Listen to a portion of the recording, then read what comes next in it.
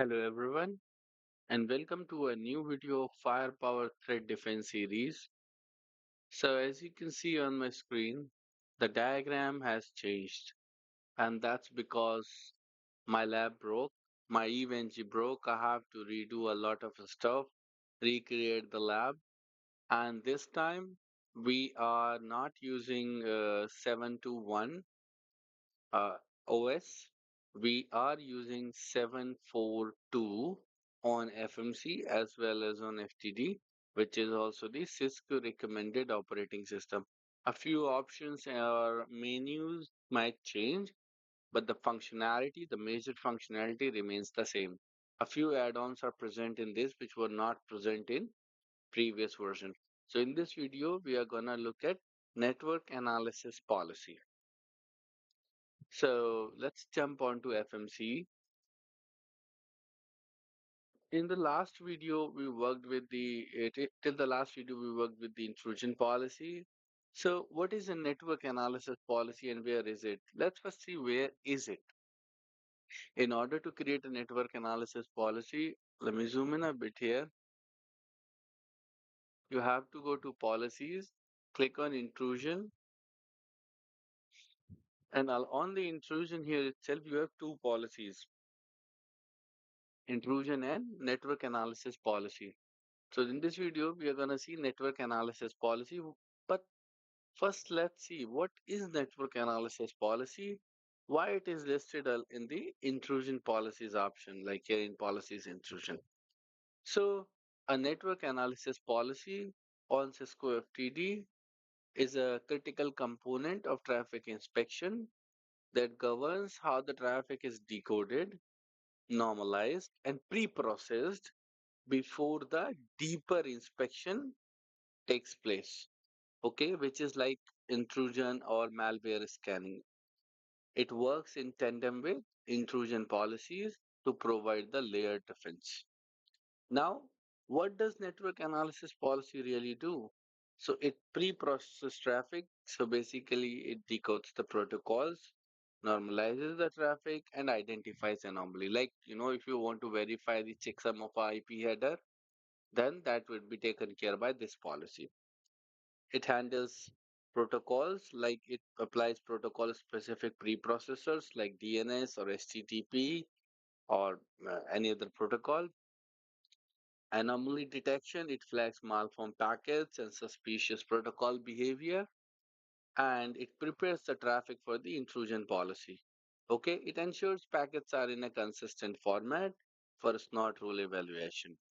So, network analysis policy is applied after security intelligence and SSL decryption, but it is applied before the intrusion file inspection and the uh, all other layer 7 stuff. Okay, so that was about the NAP. Now let's jump on and create the network analysis policy. So I click on create policy. Let's give it a name. Sorry, I'm in the intrusion section. Network analysis policy, create policy. Let's say FTD underscore NAP for the network analysis policy. Let's choose a base policy. So this also has base policies similar we saw in intrusion section. So let's choose balance security and connectivity and click save. This policy also will get you two versions of Snort, okay? Snort 2 and Snort 3. We are going to talk about Snort 3. Let's click on Snort 3 version and see what is inside. So read this warning. Customizing network analysis policy is an advanced feature targeted at expert users. Make sure that you understand that editing a network analysis policy can impact traffic and performance. We recommend that you make an informed decision before editing the network analysis policy. Just a warning that you should understand what you're doing. Let's click next. Now, this is what is inside the network analysis policy. Okay. These all are known as inspectors. Okay, they inspect the protocols and they decode them, they normalizes them. Okay, and they make it ready for the intrusion policy to the components for the within a protocol. They just normalize them, they decode them, so intrusion policy can do its job. Now there are certain inspectors. You can see some of them are singleton, some of them are multi-ton. Singleton means the inspector is applied to all entire traffic flow, entire stream, and multi-ton is when you take a specific chunk of that traffic flow and you want to just evaluate that against the inspector. Okay. Now, in order to show a demo, we are going to change the HTTP inspector. This is for the HTTP protocol. I, Here is an edit button. Hit this edit button. So what we can change? So you see this value, maximum underscore headers. This value governs how many HTTP headers can go inside a HTTP request. Okay. So I would say uh, right now it's 200. I'm going to keep it to 200 for now because I want to show you the how it works before we make a change. Okay. Now I'll go back. So this will decode the protocol, right? But it will not drop the traffic, okay? In order to drop the traffic, a specific intrusion rule should be turned to block. So I'll go to intrusion policies. I'll also create a new intrusion policy, FTD, IP for the intrusion policy. I want it in the prevention mode.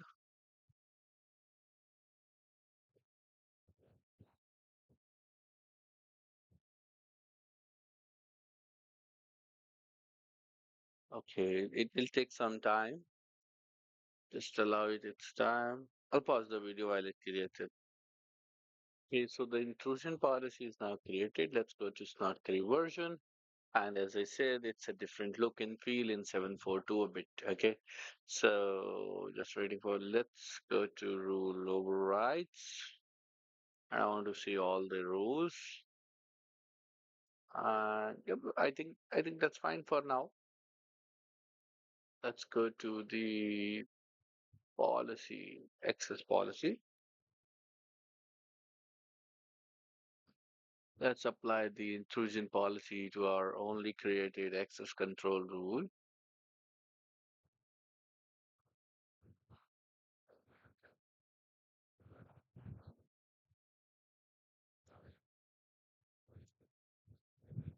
Okay, so the intrusion policy is now applied.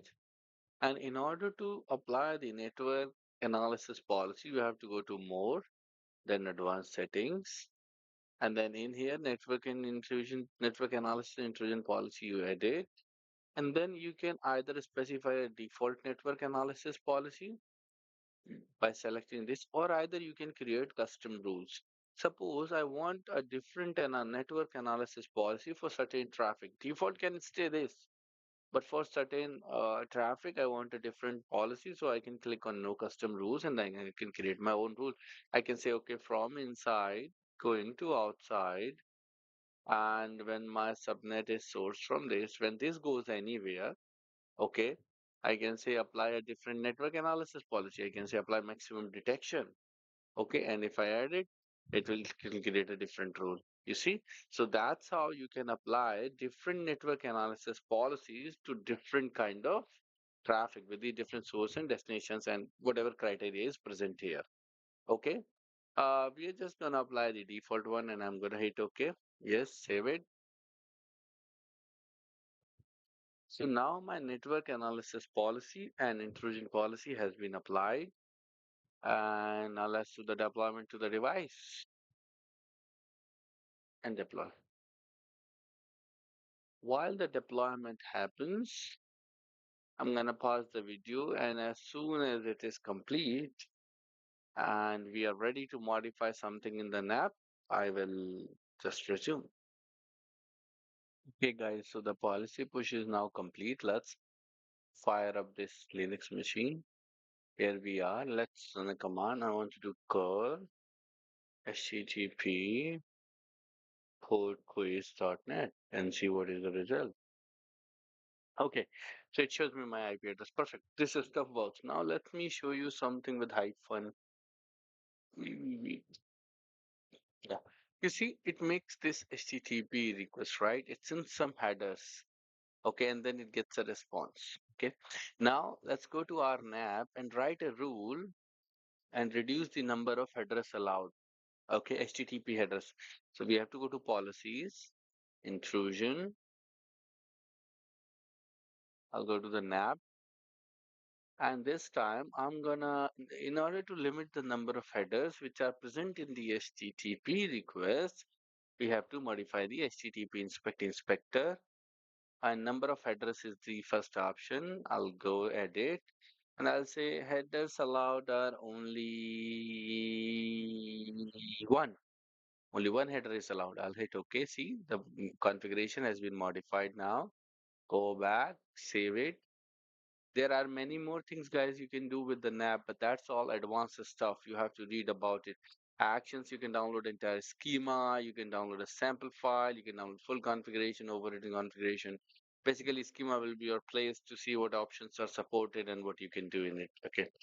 Go back to network analysis. So changing the configuration in the network analysis policy is not going to drop your traffic, which has headers more than one. For that, you need to turn on your specific IPS rule. Okay, I'll go here and I'll say view effective policy. And now we need to find out that rule. So for that, so GID is 119 for that preprocessor. So intrusion policy contains intrusion rules as well as preprocessor specific rules as well related to NAP. So you see these HTTP, these all are the preprocessor specific rules. So now I'm looking for the rule that says headers for the HTTP headers. I don't know what's the SID for that. What's that? What is that one? Okay. Header.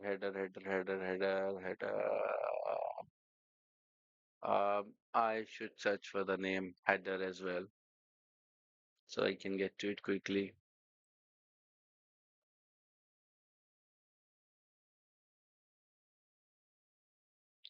Let me see this one. Host header field appears more than once or has multiple values. That's fine.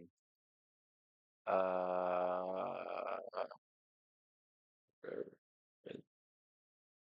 what's this? Header line that, header line terminated, header line. No, this is not the one. We are looking for a different one. Maximum headers. I think this is the rule. HTTP message has more than maximum headers options. You know, this is the option we modified. So now let's turn on this rule to block. Okay. The value is specified under the NAP policy, but the control is specified here. If I go to rule overrides now, my rule should be on to block if the message has more headers than what is specified by this value in the NAP. Now let's deploy the policy. I will pause the video while the deployment takes place, and then we are going to run this curl command once again and see how is the behavior. It shouldn't work great. Okay, pausing. So guys, the deployment is now complete. All the devices are up to date. Now let's do the same stuff on the Linux and see if it works this time. Um, Let me see why it's not responding. This one. Okay, guys, it's up now and I'm ready with the command, so I'll hit it. See, it's in the same headers, but this time nothing is coming out. That means it's being stopped by something, which is basically our NAP rule. Let's go back to firewall and see the intrusion events. Because these events are generated by the intrusion policy, so they will be logged under intrusion. You can see HTTP message has more than maximum headers option header field. And if I go to the table view of events, you can see 4 events till now. There are, this is not our ones, but this is also the other events which are generated by the same machine. You can see FTDP and app rule group protocol built in. So if you will just refresh it, we should see our events as well. So that's it for this video. Thank you for your time.